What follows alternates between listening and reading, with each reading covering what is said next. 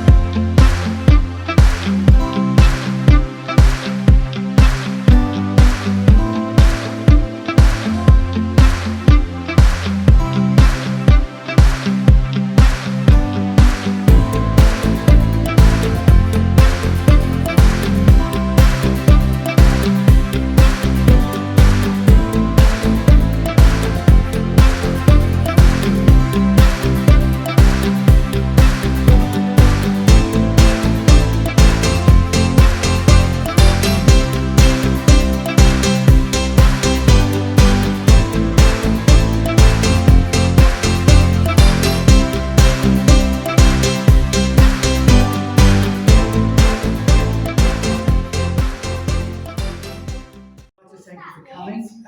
Happisburgh is an incredibly unique. There's no such thing as an incredibly unique. It either is unique or not, and it's unique. It's the only working lighthouse in the country, which is not owned by Trinity House. It's a private trust. This was set up in 1989 when Trinity said they didn't need lighthouse here in Happisburgh anymore. So local people raised funds, and in 1990 it was handed over to the Happisburgh Lighthouse Trust. So that's what makes it unique. It's also one of the oldest lighthouses in the country, but certainly the oldest here in Norfolk. Where we're standing is the service area. Behind this gentleman here, you'll see in the window there's a little photocell thing. That's what kind of controls the light. So when it's dark, when it's light, when it's foggy, when it's clear, it will send messages through the lamp control unit up to the lamp. You're going to see all of that in a moment. So that's when the light comes on and does its job. Beneath that is a battery pack which is it's constantly powered up, and that will take over. Should we lose power, then it will automatically cut in, and there'll be another light that comes in. So that's what we're doing here on this one. The lighthouse came about in 1791, following a terrible storm in 1789 when some 60 ships and 700 sailors lost their lives. Those figures are just so vast that you say them quickly and you don't think about it, but it's just incredible. Trinity House said that they could not allow this to go on any longer, and they must do something to protect the sailors on this treacherous stretch of water. This little map here probably tells the story far better than I can. Every cross is a shipwreck, and I've no doubt there are some that are not even marked on that map. Here's the big villain, the Happisburgh Sands, and look at all of these sandbars out. This is 10 miles, so you can see how many miles out to sea those sandbars are. And ships were trying to pick their way through, and invariably you can see where most of the problems are coming. They're trying to keep to the coast, but they're hitting Happisburgh Sands. So Trinity said we must improve the light source on this bit of coast. So Winterton, the lighthouse there, was improved. A light vessel, the New York light vessel, was installed there, same year, 1791. 2 new lighthouses were built in Happisburgh at the time. One has since gone. It was standing on top of the cliffs. I don't have to say it anymore, really, do I? This one is safe, at least for this afternoon, so you don't need to worry. Then the Cromer Lighthouse was improved, and another light vessel was put up there. The reason all of this was done was to encourage the ships as they come up from London or Yarmouth or wherever to hug the coast, to keep in this deep, safe water called the Wold, still used to this day. Probably today we'll see ships going through there. It's 10 miles out to Happisburgh Sands, but it's deep and it's safe, and that's where the ships will all pass. It's the quickest and safest route. So that they would come up, they would pick up the lights from Happisburgh, get them on top of one another, and then go through this part as far as Cromer, and then they would see the Happisburgh light vessel up there, then they would set a course to go north. So that was the reason for the lighthouse to be formed. 1791 it first lit, and it's been going ever since then. It was 1st of January, and all I can say is they must have had one hell of a party on New Year's Eve that year, I reckon. Okay, I'll tell you some more when we get upstairs. I'll keep on talking and what have you. Ask me questions. Oh, yeah, sorry, just backtracking, sorry everyone. So, Trinity first said you needed a lighthouse here. Yeah. Yeah, and it's still a working lighthouse. Yeah. But then they said they didn't want it anymore. Yeah. So, if it's still, because, see what I mean? Yeah, of course the question that everyone asks is, do you still need lighthouses? Because with all the modern technology that ships have got, their navigation and everything else, and you could probably put forward an argument, no, you don't need them. But I think I could be put into a corner and probably come up with a few reasons why it's not a bad idea to keep the lighthouses going. So, I'm just interested that but they you're first absolutely wanted right. one, Yeah. and then they said, no, we don't need one. Absolutely. But, that's right. Yes. And of course, Trinity, I don't know if you know the history of Trinity lighthouses. They were formed by Henry VIII, good King Henry, and it used to just look after the Thames, but it was so successful that they then started moving out around the country. So all lighthouses are owned by Trinity, apart from this one. Oh, they're working. Right. We have some more steps to climb, but only 16 this time. You've done 96.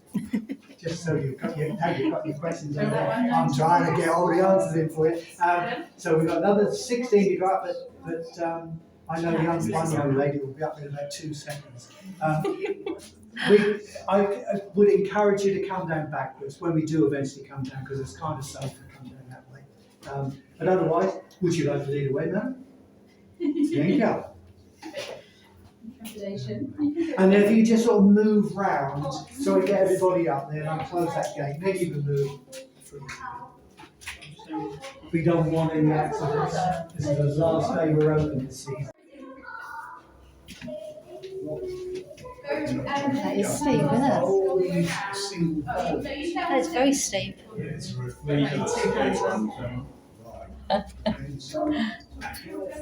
Oh my word.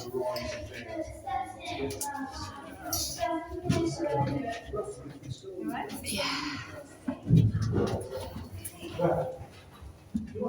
Phew.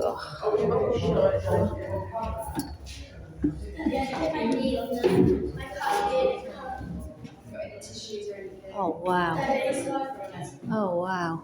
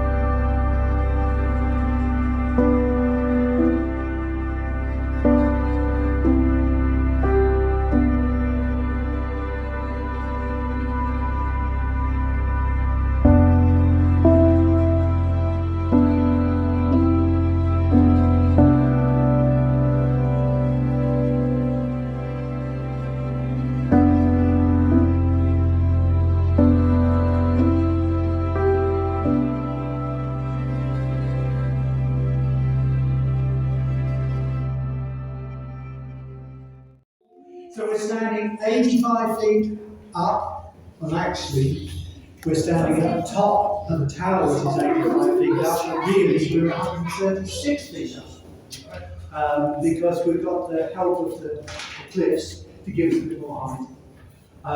And the gentleman has just asked me a very interesting question, which I had to shut them down on because I think they'll all be interested in knowing this. Because we're up at this height, it means if you were standing on the beach today, you'd be able to see 3 miles out to sea. That would be your horizon. Up here, you're going to see 13 months because of the height. So we can't quite see the curvature of the Earth from up here. As someone asked the other day, which you really wonder how it is. I mean, what banana boat did they come in? But there you go. Yes, can you see the curvature of the Earth? No, you can't. You can still see 13 miles out to sea. So that's a pretty impressive thing. But also, it means that as a lighthouse, it gives us a heck of an advantage to be able to throw the lighthouse. You asked, again, a very important question about that. I'm not going to go into too much technicality about this light.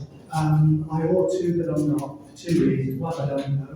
And two, it can be fairly boring. The most important thing is some of the sort of the things that changed the whole history of the lighthouse. So bearing in mind 1791, you can imagine the light source was simple. It was oil lamps, they were lit and they were maintained. That's as simple as that. The light source was off all the time, but as new technologies came about, they were able to use different forms of fuel. I'm not going to go into all of that, but what I am going to say is the first big game changer was when this was installed, this optic and the lantern at the top of the tower. In 1868, a company who, can you see the name of the company? Chance Brothers. Yep, Chance Brothers. I discovered earlier today, and that's why I have to keep telling this story, because it's just fascinating. In 1868, they put this thing on. It's all mirrors and optics and things and prisms to make a light source that much more powerful. So you just have a central light source and it throws it out a long, long way. So today, that 500 watt bulb can be seen 14 miles out to sea. Wow. Because of this, because of the prism. Now that company, they manufacture landing lights. So in other words, they've changed over the years, obviously, haven't they? They don't make too many of these anymore. They make landing lights. Isn't it fascinating? Or am I just a geek? I mean, no one else is fascinating. Is that right? Yeah, so there we are. So this prisms and mirrors thing, that's what makes it so important. And the lantern itself, you can see, it's going to throw the light out 180 degrees out to sea. At the back here is all blacked out, so the good thing with paper on, you have to wait behind. And so that was the first big game change. In 1927, the fuel, another change in fuel source, that went over to acetylene or carbide. I don't know if you know, whichever you know about. But acetylene gas. So now it was a fairly stable way of powering the light. So that time, the lighthouse became unmanned. So the lovely cottages downstairs were not used for lighthouse cottages anymore. But can you imagine, because there was one time when this lighthouse was manned again. So in 1927 it was unmanned. But since then and now, it has been manned again. Can anyone think? War. Yeah, you're absolutely right. During the war. Because all of a sudden, the dangers are still out to sea, but you've got two dangers now. You've got enemy aircraft. Yeah, you've got enemy shipping. You've got Allied aircraft and Allied shipping. So they would put the lights on to help the aeroplanes come back in safely. Some of them were in danger. In space, East Anglia was basically a floating aircraft carrier. So there were so many aircrafts coming over. So that was used for that. Also, it would be lit for Allied shipping to see them safely through the treacherous waters. But then the lights were turned off again to stop. Well, say stop, to not give the help to an enemy. So yeah, that was the only time it was manned. In 1948, just after the war, this is when you're almost looking at the finished article. It went over to electricity. So here's the finished article. 500 watt bulb sitting on the top. I mean, I can remember having a 100 watt bulb in a room in my house, you know, but 500 watt bulb, 14 miles out to sea. It will run for 3,000 hours. And next to it, can you see that little lever that comes off, pointing out that way, with a little bulb on top of it? 60 watt bulb, That's the emergency backup. So should we lose power here in North Norfolk, which heaven forbid, I mean that's never going to happen, is it?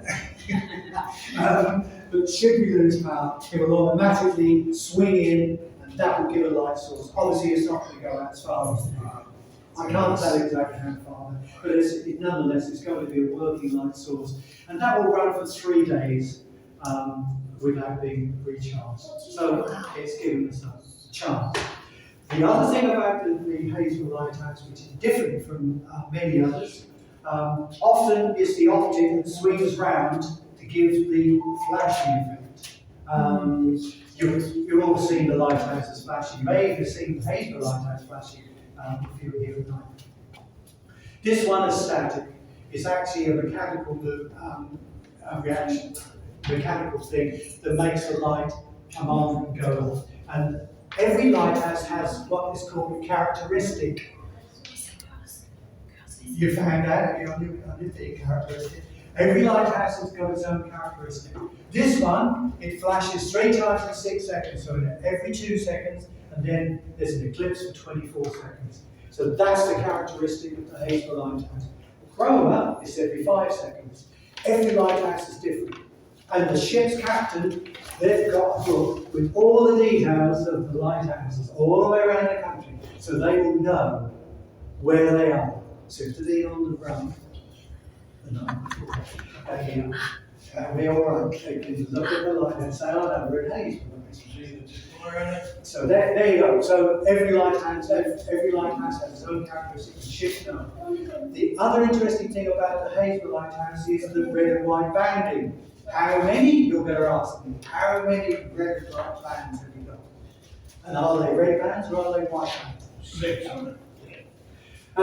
The reason that came about was because when the second lighthouse was demolished, suddenly you had Winterton, Happisburgh, Cromer, all on the same stretch of coast, all looking exactly the same. So again, you go back to the scenario where the ship is out to sea, visibility isn't that good, and want to know where they are, because I'm not going to tell that brown joke again, that's terrible.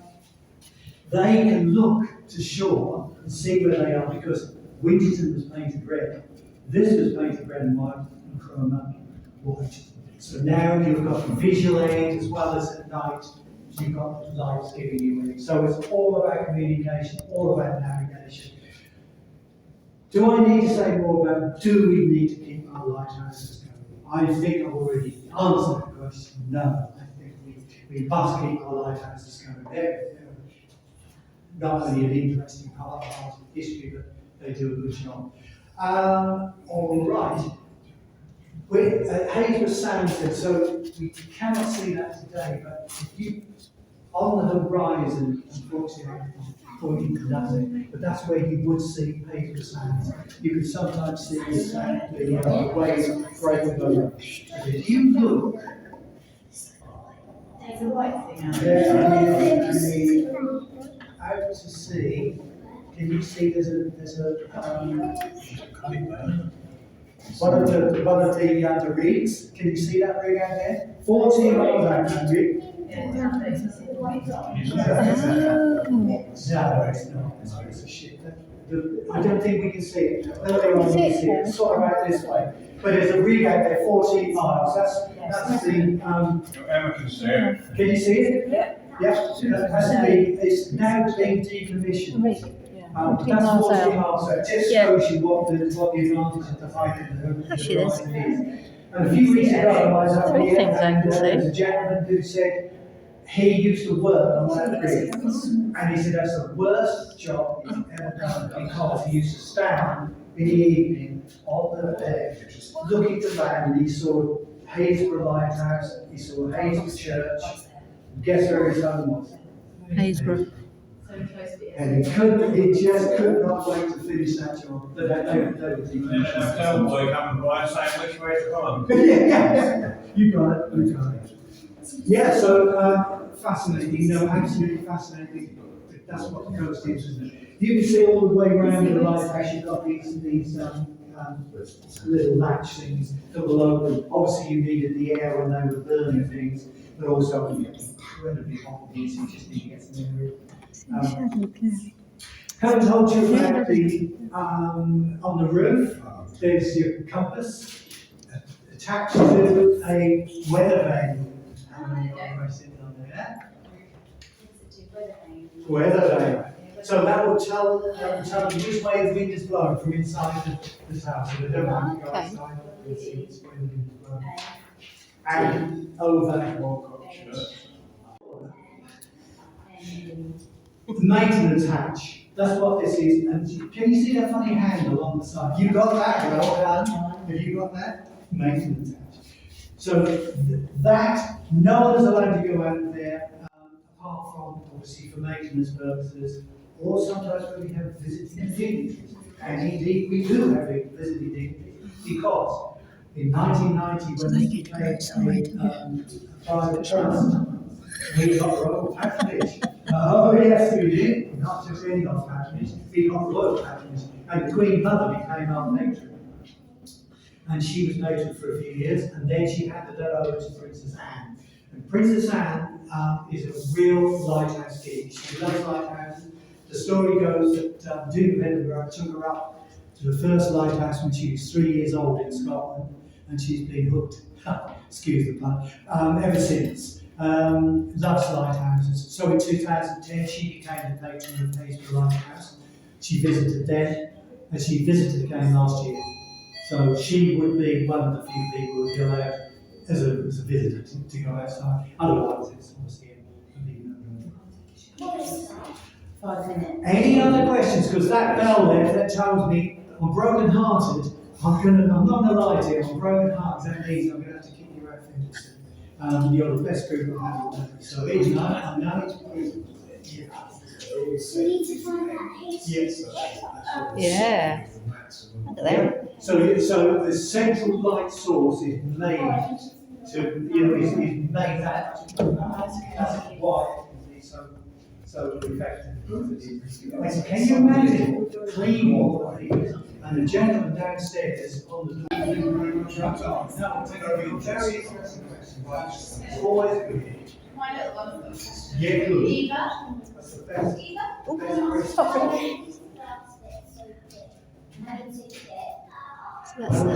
the different angles, so that helps to make the light go further.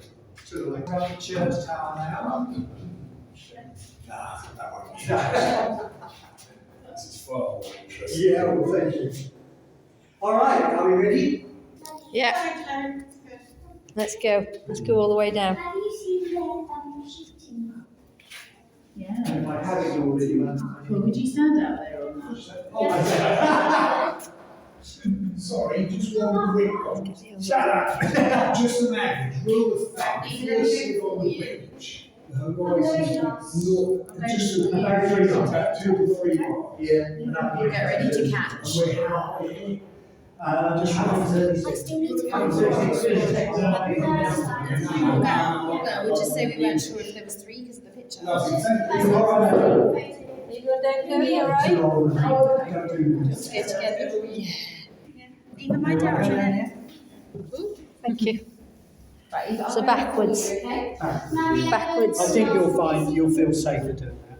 Ooh, God, they're so When you steep, come aren't down, they're they? lovely, look at them. I think sideways. Sideways. You were first up, you're going to be right. Sometimes I think it probably helps to go sideways rather than backwards. Wow. It's alright, start coming in, Lisa. Wow, okay. You might be best going sideways like this, Chuck. You can lean against the wall if you need to. Dunno, but that'd have been a good question. Can you just have 5 minutes to get down, okay? What, if they got a defib up there? Just if they've ever had anyone who's in More it. pressure and you have to rush. Imagine. Okay, that's it. Good girl, Eva. I can imagine panic attacks on the stairs. Yeah.